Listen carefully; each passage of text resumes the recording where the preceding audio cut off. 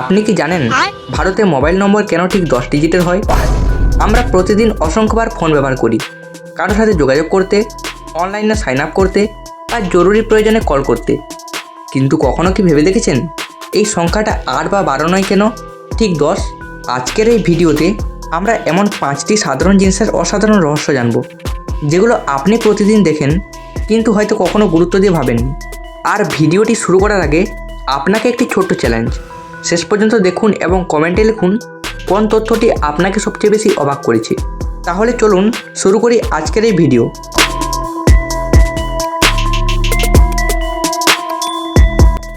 প্রথমেই আসি 10 ডিজিটের মোবাইল নম্বরের রহস্যে।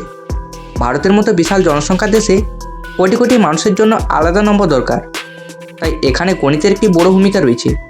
10 ডিজিট মানে 0 থেকে 9 পর্যন্ত প্রতিটি সংখ্যার সম্ভাব্য কম্বিনেশন ব্যবহার করে তাত্ত্বিকভাবে 1000 কোটি পর্যন্ত নম্বর তৈরি করা সম্ভব।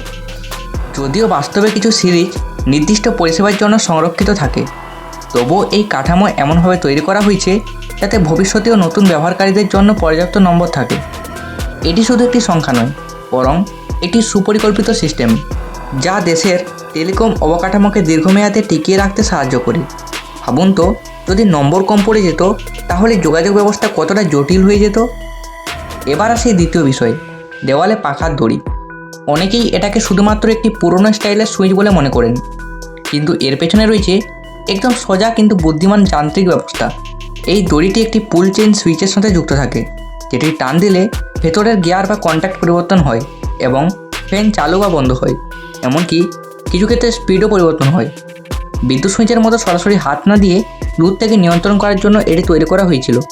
বিশেষ করে যখন ফ্যান অনেক উঁচুতে লাগানো থাকে তখন এই দড়ি ব্যবহার করা খুবই সুবিধাজনক। আজকের দিনে আমরা রিমোট বা স্মার্ট কন্ট্রোল ব্যবহার করি, কিন্তু এই দড়ি ছিল সেই প্রযুক্তির প্রথম ধাপ। তৃতীয় বিষয়টি আরও মজার, নতুন টায়ারের গায়ে লেগে থাকা ছোট ছোট কাঁটা। আপনি হয়তো নতুন টায়ার দেখেছেন যেখানে অসংখ্য রবারের ছোটো অংশ বেরিয়ে থাকে। এগুলো দেখতে অদ্ভুত লাগলেও এগুলো আসলে উৎপাদন প্রক্রিয়ার ফল। যখন টায়ার তৈরি করা হয় তখন গরম রাবার ছাঁচে ঢালা হয় এবং ভেতরে বাতাস বের করার জন্য ছোট ছোট ছিদ্র থাকে। এই ছিদ্র দিয়ে অতিরিক্ত রাবার বেরিয়ে এসে এই কাঁটার মতো আকার তৈরি করে। এগুলো গাড়ি চালানোর জন্য কোনো বাড়তি গ্রিপ দেয় না, তবে একটি গুরুত্বপূর্ণ বিষয় বোঝায়, টায়ারটি একেবারে নতুন এবং এখনও ব্যবহার করা হয়নি। কিছুদিন ব্যবহার করার পর এগুলো নিজে থেকেই ঘষে মুছে যায়। এবার আসে চতুর্থ বিষয়, ট্রাকের পেছনে লেখা হর্ন ওকে প্লিজ। আপনি নিশ্চয়ই রাস্তায় এই লেখাটি বহুবার দেখেছেন, কিন্তু এর পেছনের গল্পটা বেশ চমকপ্রদ। দ্বিতীয় বিশ্বযুদ্ধের সময় ভারতে পেট্রোলের ঘাটতি দেখা দেয় এবং অনেক ট্রাক কেরোসিন দিয়ে চালানো হতো, যা খুবই দাহ্য। তাই ট্রাকের পেছনে ওকে লেখা থাকতো, তার মানে সব কিছু ঠিক আছে এবং কোনো বিপদ নেই। আর হর্ন প্লিজ লেখা থাকতো যাতে পেছনের গাড়ি হর্ন বাজিয়ে সংকেত দেয় এবং নিরাপদে ওভারটেক করতে পারে। সেই সময় রিয়ার ভিউ মিরর এত উন্নত ছিল না, তাই হর্ন ছিল একমাত্র ভরসা। ধীরে ধীরে এই লেখাটি সংস্কৃতির অংশ হয়ে যায় এবং আজও আমরা সেটি দেখতে পাই। এখন শেষ বিষয়, সিগারেটের ফিল্টারের হলুদ অংশ। অনেকেই ভাবেন এটি শুধু ডিজাইনের জন্য, কিন্তু এর পেছনে রয়েছে বাস্তব কারণ। সিগারেটের ধোঁয়ার মধ্যে থাকা টার এবং নিকোটিন ফিল্টারে জমা হয় এবং সাদা ফিল্টার হলে তা দ্রুত নোংরা দেখাতো।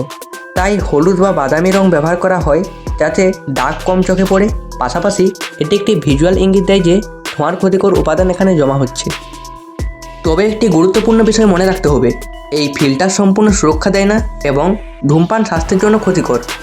এখন একবার ভাবুন, এই 5টি জিনিস আমরা প্রতিদিন দেখি, কিন্তু এর পেছনের বিজ্ঞান, ইতিহাস বা যুক্তি সম্পর্কে খুবই কম জানি।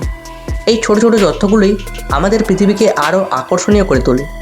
তাই যদি আপনি এমন আরও অজানা তথ্য জানতে চান তাহলে এখনই ভিডিওটি লাইক করুন, আপনার বন্ধুদের সঙ্গে শেয়ার করুন যাতে তারাও এই তথ্যগুলো জানতে পারে। আর কমেন্টে লিখে জানান কোন তথ্যটি আপনার কাছে সবচেয়ে বেশি অবাক করার মতো লেগেছে। আর যদি আপনি এখনও আমাদের চ্যানেলটি সাবস্ক্রাইব না করে থাকেন তাহলে এখনই সাবস্ক্রাইব করে নিন এবং বেল আইকনটি প্রেস করুন, যাতে আমাদের পরবর্তী এমনই দারুণ ভিডিওগুলো আপনি মিস না করেন। কারণ আমরা প্রতিদিন নিয়ে আসি এমন সব তথ্য যা আপনাকে নতুনভাবে ভাবতে সাহায্য করবে। ধন্যবাদ।